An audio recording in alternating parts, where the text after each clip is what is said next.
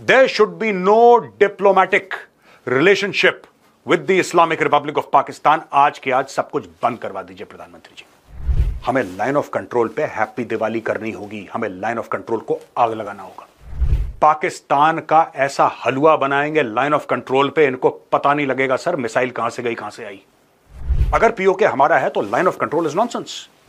This operation has been conceived and planned by the Pakistan army.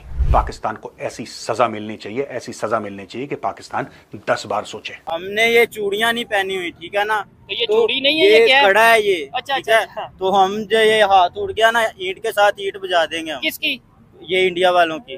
अगर India कोई ऐसी चीज करता है जो इस वक्त फील की जा रही है, वो हीट, मैं आपको all the way from Islamabad ये खबर दे रहा हूं कि वो हीट जो है वो यहाँ पर फील की जा रही है। हो सकता है पाकिस्तान इन्वॉल्व हो, और आपने एक शक पैदा कर दिया है कि जी अभी तो कोई इन्वेस्टिगेशन नहीं हुई, लेकिन ताने बाने तो ज़ाहिर है पाकिस्तान से ही मिलते हैं, उसी तरफ से ही आए हैं। तो सर वो तो पाकिस्तान को बहुत बड़ा खमियाजा भुगतना पड़ेगा। हम इंटरनेशनल कम्युनिटी को कन्विंस नहीं कर सके। हम बस एक ही कहते हैं, वो जी Kashmir is a nuclear flash point, Kashmir is a nuclear flash point. किसी ने हमारी बात ही नहीं मानी।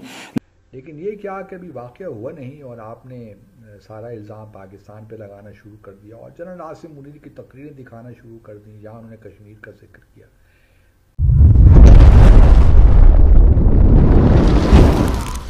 दोस्तों जय हिंद। हाल ही में हुए वाक़ये ने पूरे भारत को झकझोर दिया है, जब पहलगाम में कायराना हमला निहत्थे टूरिस्टों पे किया गया। इसमें लश्कर ग्रुप के रेजिस्टेंस फोर्स का नाम सामने आया है, जो पाकिस्तानी बेस्ड है। इस हमले के बाद भारत पूरा आक्रोश में है और पाकिस्तान ने खुद को इस हमले से दूर करते हुए कहा कि इसमें उसका कोई हाथ नहीं है, जबकि इनमें से हमलावर की पहचान हो चुकी है, जिसमें 2 पाकिस्तानी हैं। बीते दिनों पाकिस्तान ने सीजफायर का उल्लंघन किया था। उसी बीच यह हमलावर मौका देख भारत में दाखिल हुए थे। पाकिस्तानी आर्मी चीफ आसिफ मुनीर के भड़काऊ और उकसाऊ बयान ने इन आतंकियों को एक बार फिर से चार्ज कर दिया है और पाकिस्तान से इन्हें पूरा सपोर्ट मिल रहा है। हमले के बाद राजनाथ सिंह ने कहा कि जो हमलावर हैं वो नहीं बचेंगे, साथ ही इनके पीछे जो हैं हम उन तक भी पहुंचेंगे। इंडियन पाकिस्तानी बॉर्डर पे एक बार फिर से तनाव बढ़ चुका है। इंडस वाटर ट्रीटी को भारत ने सस्पेंड कर दिया है, साथ ही बाघा अटारी बॉर्डर भी बंद कर दिया गया है। पाकिस्तानी वीजे भी कैंसिल किए जा रहे हैं और सेना का मूवमेंट भी बढ़ चुका है। क्या बात कर रहे हैं? यही बात कर रहे हैं, ये गलत कर रहा है। इंडिया का होना चाहिए। ये हमारा जो फिलिस्तीन है, हमारा जो कश्मीर है, इस पे जुल्म करना छोड़ दे, वरना हमारे पाकिस्तान का हाथ उठ गया। अच्छा, नहीं रुकेगा।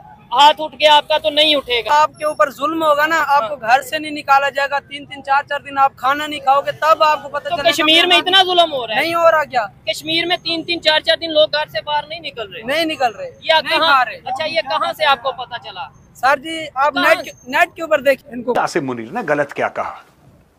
पाकिस्तान ने नफरत में जन्म लिया है और हमें पाकिस्तान से यही एक्सपेक्ट करना चाहिए कि वो जो भी कार्रवाई करेगा उससे भारत को नुकसान होगा। पाकिस्तान क्या सोचता है, पाकिस्तान क्या करता है, आज ये बात इंपॉर्टेंट नहीं है प्रधानमंत्री जी।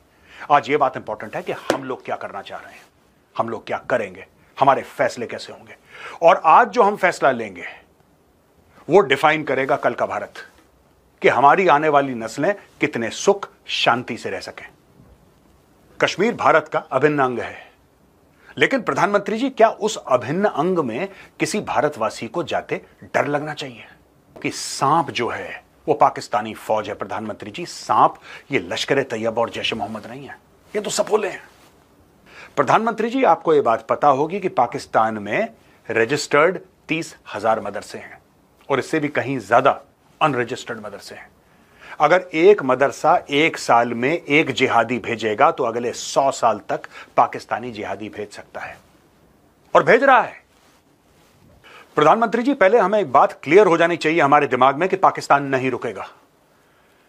पाकिस्तान पिछले 35 साल से कश्मीर में खून बहा रहा है, उसके 10 साल पहले वो पंजाब में खून बहा रहा था।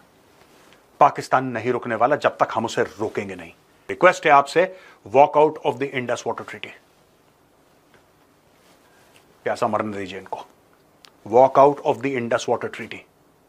देख लेंगे क्या होगा। केस चलेगा ना सर, केस ही तो चलेगा, चलने दीजिए केस। ये जो हमारा हाई कमीशन है पाकिस्तान में, आप इसको बंद करवाइए और पाकिस्तानी हाई कमीशन वाले जितने भी लोग हैं नई दिल्ली में, उन सबको यहां से निकालिए।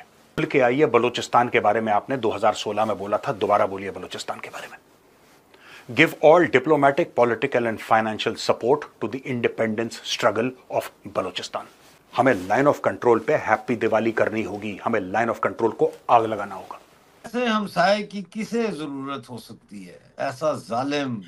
लेकिन डॉक्टर साहब, सॉरी आपकी बात काट रही हूँ, लेकिन डॉक्टर साहब अभी तो इन्वेस्टिगेशन चल रही होगी ना, इतनी जल्दी हम कैसे फैसला करें कि पाकिस्तान से कोई गया है? मतलब मैं मानती हूँ कि हो सकता है, बिल्कुल पहले भी होता रहा है, लेकिन अभी इन्वेस्टिगेशन चल रही है। हिंदुस्तान की गवर्नमेंट ने अभी कुछ नहीं कहा है, मीडिया की तरफ से जरूर बात की जा रही है, लेकिन अभी तक क्या किसी ग्रुप ने जिम्मेदारी ली है आपके ख्याल से? आप तो बहुत ज्यादा न्यूज पे नजर रखते हैं, क्या कोई ग्रुप आया सामने?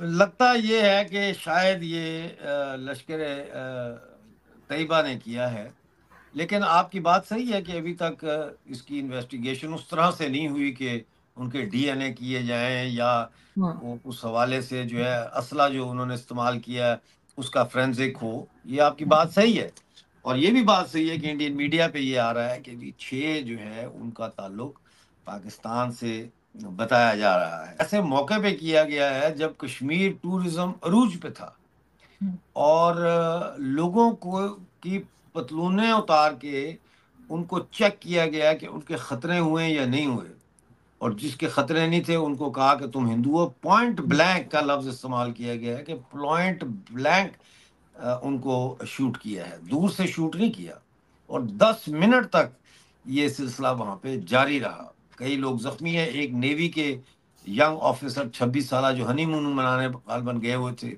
वो भी वहाँ पे शहीद हुए हैं। काफ़ी लोग वहाँ पे ज़ख्मी हैं, शहीद हैं। इस वक्त एक अफरा तफरी का समा है क्योंकि श्रीनगर एयरपोर्ट पे लोगों का रश लग गया जो वापस निकलना चाहते हैं कश्मीर से। लोग डर गए, खौफजदा हो गए, और ये हमला यकीनन कश्मीर की इकॉनमी पे भी है क्योंकि टूरिज़म से कश्मीर बहुत पैसे कमाता है और रेवेन्यू का एक सोर्स है, तो उसको धचका लाजमी तौर पर बहुत बड़ा धचका लगा है कि देखें this is what happened at Pahalgam, और जो वहाँ पे लोग हैं, जो जिन लोगों की जानें गई हैं, जो मासूम लोग जिसका काम सिर्फ ट्रैवलिंग था, जिसको सज़ा मिली है ट्रैवलिंग की। देखें ये होता है, मैं तो देख रहा हूँ, मैं समझता हूँ ये भारत और पाकिस्तान के बदकिस्मत लोग हैं, ये ट्रैवलिंग करते हैं, जो जिधर जाते हैं लोग कोई ना कोई दहशतगर्द आ जाता। पाकिस्तान में भी ऐसे ही है, आप ज़रा सा बलूचिस्तान की तरफ जाएं, आगे दहशतगर्द आ जाते हैं। आप हमारे नॉर्थ में जाएं, इधर कई दफ़ा हुआ वहाँ पे दहशतगर्द आ जाते हैं। सो ये हो सकता है। दूसरी चीज़ ये है कि इंडिया के टेक्निकली इंडिया की जो रिस्ट्रिक्शंस हैं पाकिस्तान के ऊपर कोई बड़ी ज़्यादा नहीं लगा सकता। वीज़ाज जारी नहीं करते, बट ट्रेड है नहीं है, क्या चीज़ है। लास्ट टाइम तो इंडिया ने MFN स्टेटस वापस ले लिया था। आज रात को देखिए, इंडिया ने पहले भी बहुत सारे फैसले किए हैं यूनिलैटरली, आज रात को भी कुछ हो सकता है। अब सवाल यही है कि पाकिस्तान को इंगेज कर दो, पाकिस्तान को इंगेज कर दो। अब तो लोग लिंक बना रहे हैं ना कि इधर Asim Munir says one thing और उधर ये अपना टेररिज्म के एक्ट हो जाता है, और मारा भी कोई इंडियन कम्बैटिव फोर्सेस को नहीं है, आम सिविलियंस जो टूरिस्ट हैं, मिडिल क्लास के लोग होंगे, ज़रा बेहतर हालात होंगे, तो वो कश्मीर में आ गए हैं। ये कौन सा बड़ा जुर्म था उनका? So who actually ordered it? इस पे हमेशा पाकिस्तान का डिनायल होता है, इंडिया की एलिगेशंस होती है कि ये हुक्म पाकिस्तान से आया है, लेकिन जिस तरह जनरल आसिम मुनीर ने ये कहा, ये 2 नेशन थियरी को रिवाइव कर दिया। जनरल साहब, please for God sake think positively about Pakistan. India hatred, Hindu hatred के हम उनसे मुख्तलिफ हैं, ये बताने की क्या ज़रूरत है?